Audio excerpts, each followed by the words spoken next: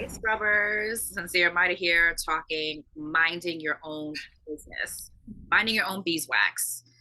We mean that in a nice way, of course. And how we came up to this whole idea of minding your own business was through the concept of non-attachment.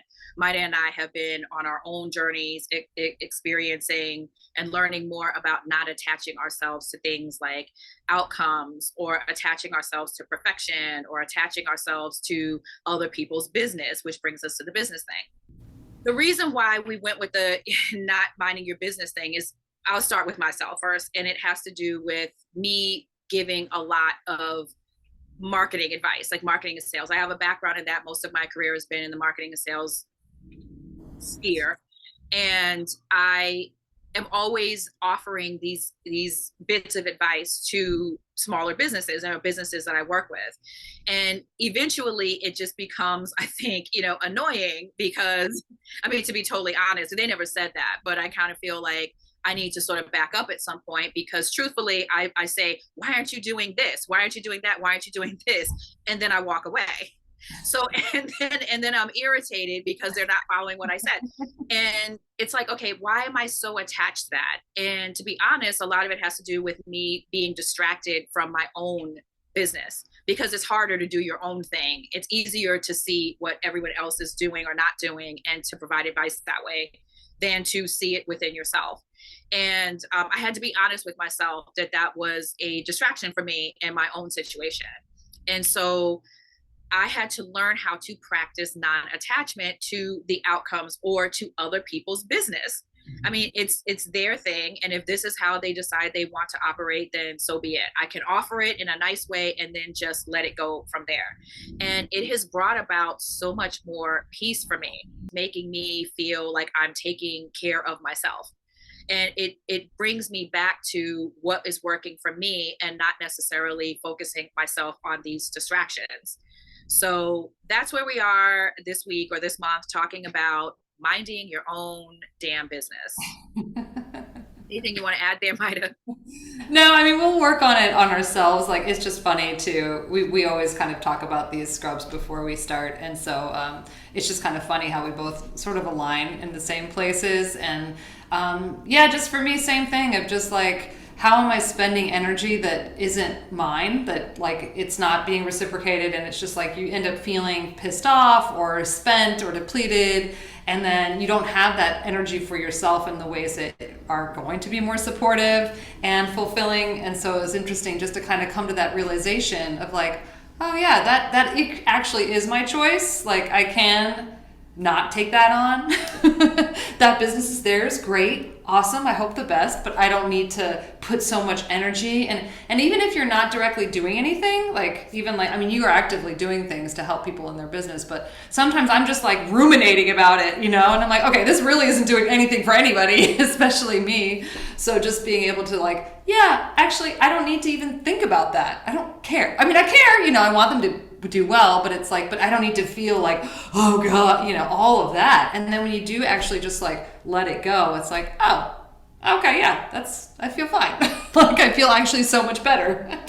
So yeah, it's so weird when you actually do kind of get into that state. Of course, it's hard to just sort of realize it, because we have so much of a need to want to be needed, right? We feel like somehow we're of need when we even are, if we're just thinking about it, it's like, oh, I'm somehow needed. And it's like, but you're not. Like, and maybe the need would be better spent actually me directing that energy towards ways that I can be of benefit. So yeah, it feels so much better that way. Oh, it totally does. And it's like, it's not that we don't care anymore. It's just that we're not getting emotionally invested, which is the non-attachment part, Right. which is like, okay, I said what I had to say. And, if you use it, use the advice, use the advice. If you don't, you don't. It's all good either Mhm. way. Yeah. And I've also really believed that things tend to work out somehow, some way, so I don't need to get all worked up about it. So it's just creating this peace within me Hmm. to just not be so attached, and to not be attached to outcomes of things. It maybe the classes that we wanted to do, we would like to have more people, but maybe there's a reason that there's a smaller group of people, for example.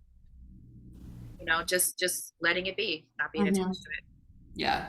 Yeah, and I think a lot of it is too also realigning, especially because the world is so goal oriented. It's so like, gotta have this number and this amount of money, and so you can get kind of caught up in the way it should be. And then it's like, but that's not really why we're doing it. We're doing it because we like to come together every month and create these scrubs and be able to share what we enjoy. And that's really it. And if nobody watches it, okay. Like that's okay, like we still have a great time. So I mean we want to share that because we really enjoy it, but it's like at the end of that's not why we're not doing it for like however many views or however many likes or however whatever we think is going to arise out of it. It's just like this is why we do it, and that's enough. So yeah. Yeah, So I totally agree with that. and I think a lot of it is just focusing on what you actually have, right? And what you really what you really want, which for us, or at least for me, I won't speak for Sincere, is I want to be in community, I want to be in connection, I want to do the things I want to do. And it's like, oh, all right, I have that. So what do I worry? Like, what do I think about in the future? Why is it somewhere in the future? It's like, oh, it's actually happening right now. And I think we just have to kind of realign ourselves to what we have versus what we think we want. Yeah, and even going back to the whole minding your business thing, it's like it's designed that way, especially in social media, for example. It's like for us to look and see what other people are doing, or we have to have this many views or whatever. It's like that's our business is doing the work that we do. Like we are minding our own business, which is doing the work and hoping that we put it out there for people to get something from it. But if they don't, then that's okay. I can't look at what somebody else is doing and then try to apply it to myself. It's not authentic. Not to say that you shouldn't look at competition. Here's my marketing person coming in. Not that you shouldn't look at competition to a certain degree, but I mean, it's okay to get ideas and things like that. But I'm just saying you have to be in your own lane and you have to really, really get clear on why you're doing what you're doing. And I think the authenticity of it will eventually pay off. I like that phrase about staying in your own lane, because it is like it's almost like if you're driving and instead of looking forward in your own lane, you're like, what are they doing? What are they doing? Like you're just gonna like veer off the road, right? So it is like it's such a good way of thinking about it. Like it's not like we're disregarding everything, but you do have to sort of stay focused and like be aware of your surroundings, but also you are the one driving the car, like, and you do what you can. Yep. And that's all you can do, right? So yeah. Obviously, you can tell we're really excited about this topic. We could go on. You talk more than usual. Yeah, I mean it's an interesting one because it's so easy to get caught up in other people's business, be it like their physical business or relationships or whatever. It's just so easy to get caught and just be like, wait a minute, oh, I don't need to go there, yeah. So. Yeah, so we'll get to practice a little bit, little meditation just to kind of feel around, see where we're endlessly or rather unnecessarily spending our energy, and how to sort of bring it back to a place that is more grounded, more foundational, again, in relationship to sort of Taurus season, so that it can be a steady base to actually engage with the world in your most authentic way. So. Just about 5 minutes. I'll try to keep it short since we went on and on. Again, like 5 minutes. If you have headphones, great. If not, that's totally okay. Sincere will be providing distance Reiki as well as just encountering her own experience with visions that she might have. So she'll share with us that afterwards. So thanks for listening, and make yourself comfortable.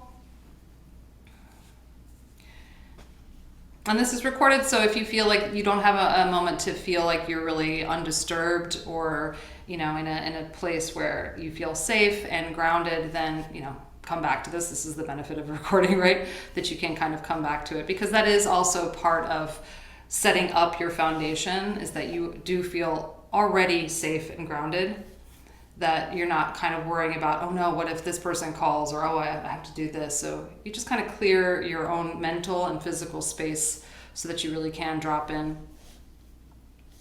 And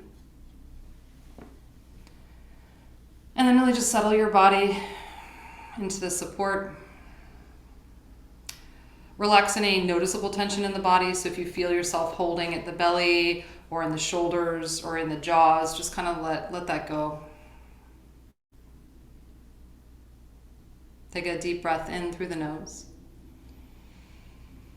And exhale it out through the mouth.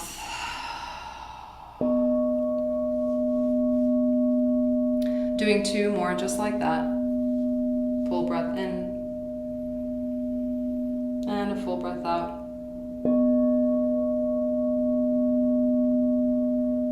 And again.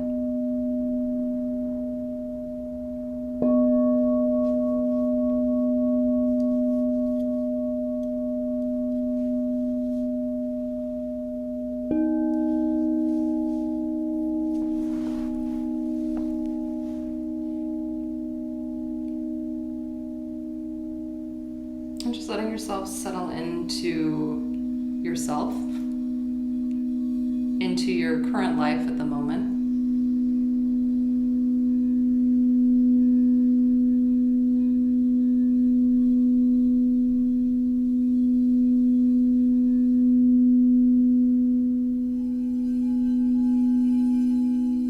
Perhaps you look at it broadly into your relationships or your job or your career,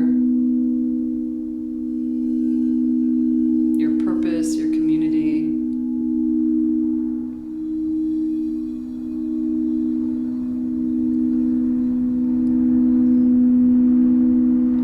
Or perhaps you go into a specific place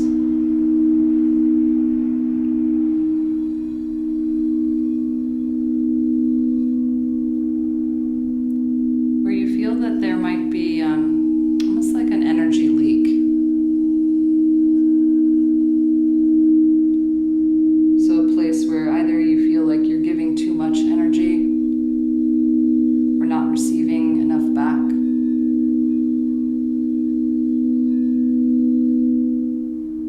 And of course, in certain situations like parenthood, you're giving a lot of energy where you might not necessarily be receiving it back.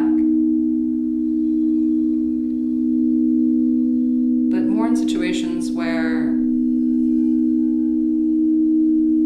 you're perhaps overdoing it or doing it for a reason other than the pure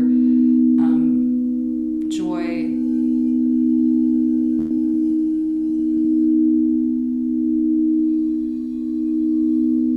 or within the just basic responsibility of it, where there's a very clear energetic exchange for you. Of course, there are plenty of things we have to do without joy. I don't know many people who like to do laundry, but you know.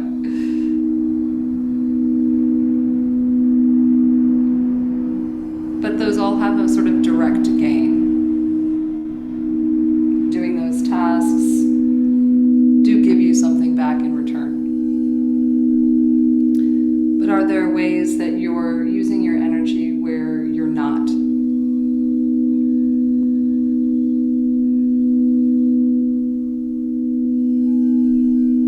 Where your business, your intention, your attention could be better served, directed in a different place. So you're not caught up in aggravation or expectation.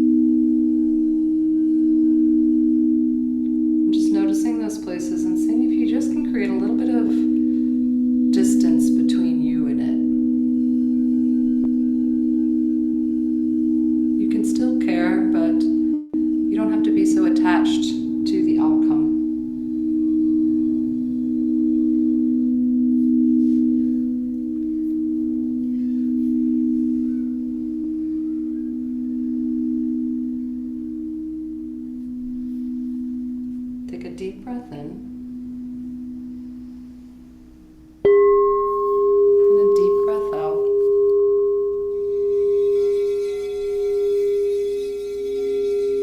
And for a moment, just be in your own space.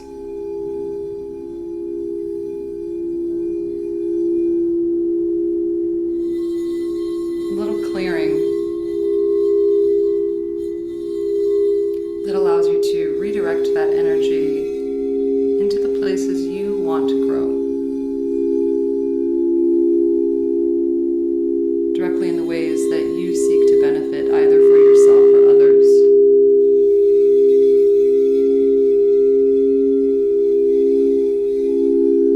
Feeling yourself free of any other burden or emotion that's not yours.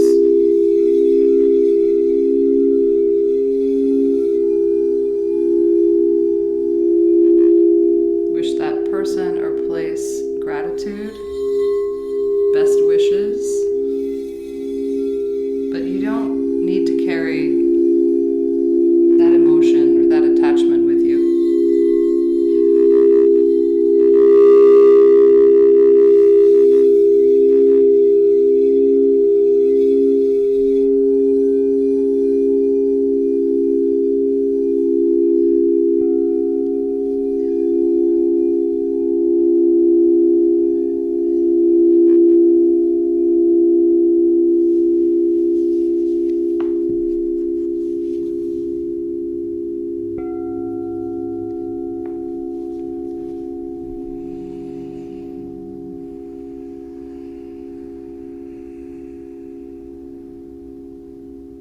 Let yourself release the next full breath out so that you can really inhale a deep, clear, full, expansive breath in.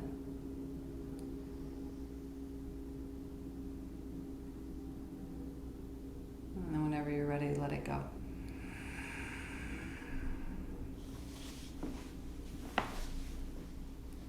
Gently opening your eyes and coming back.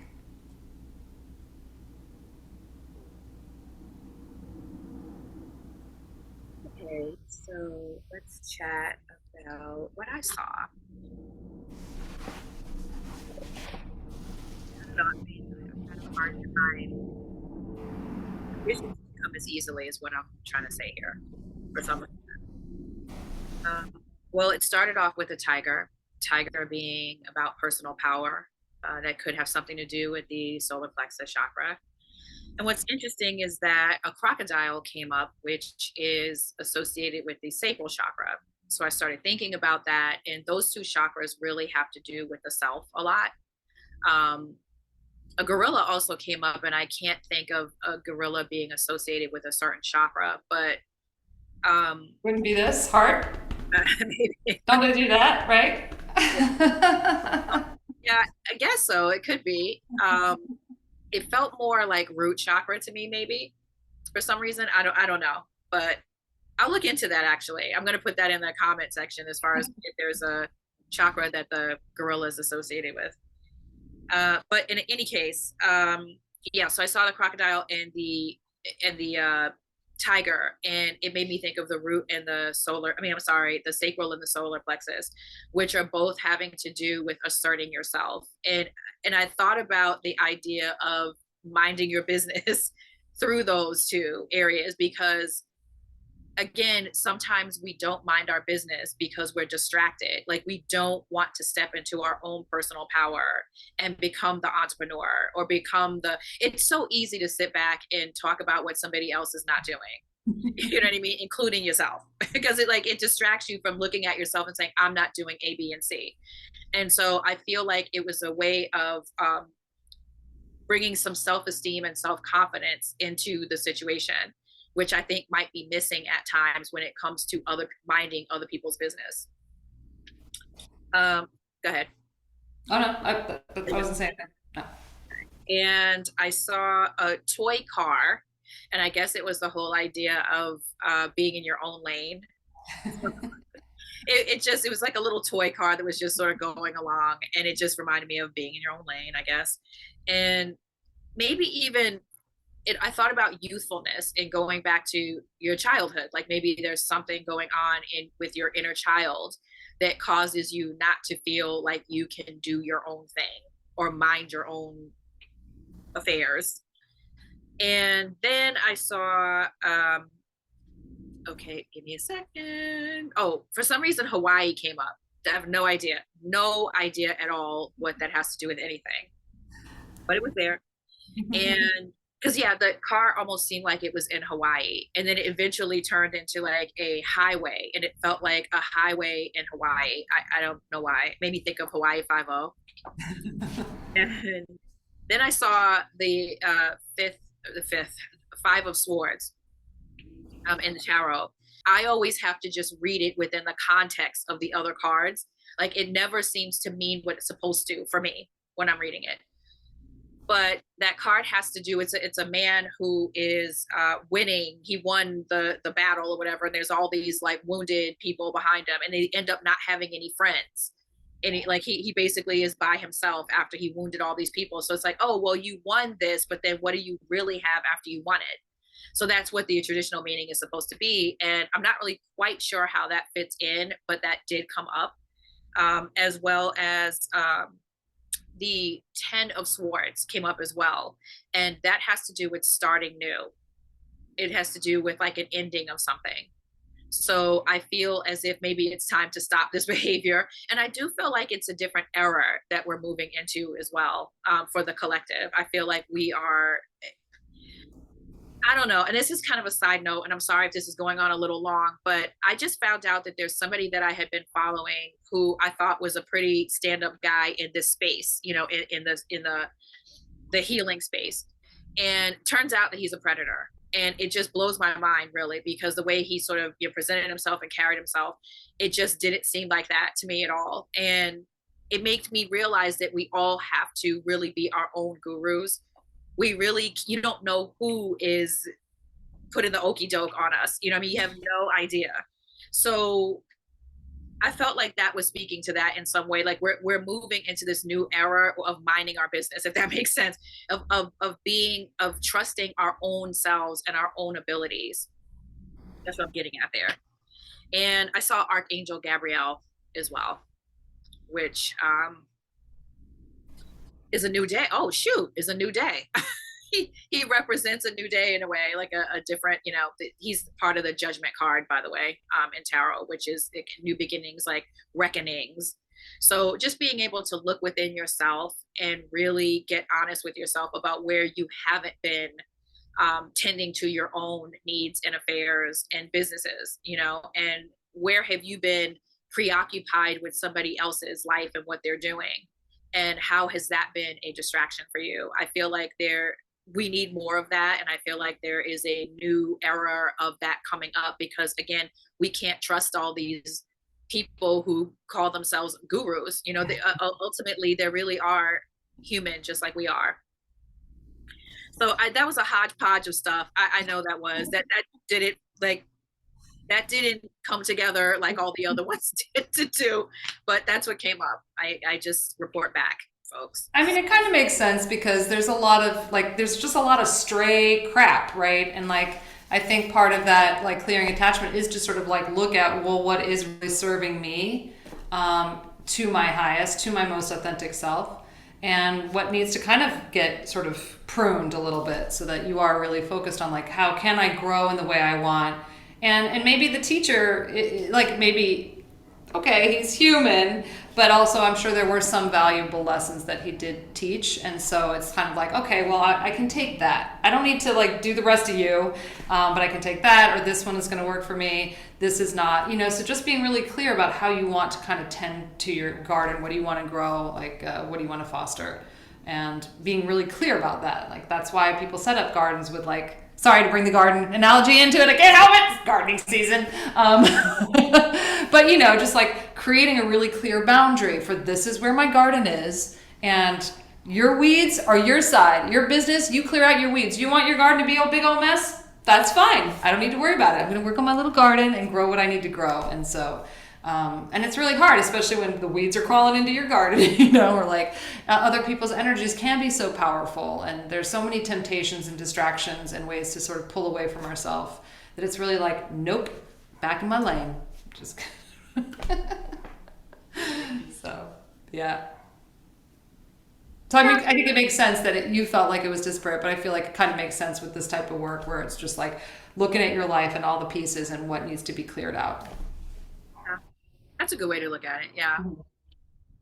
Yeah. See, I'm not practicing the non-attachments in part of the conversation because I really just should just report back what it is and just be done with it. But I'm trying to piece it together. You know what I mean? And it's like, well, a part of me pieces it together to make it more palatable so people will understand. But at the same time, it's like maybe it means something else to somebody else.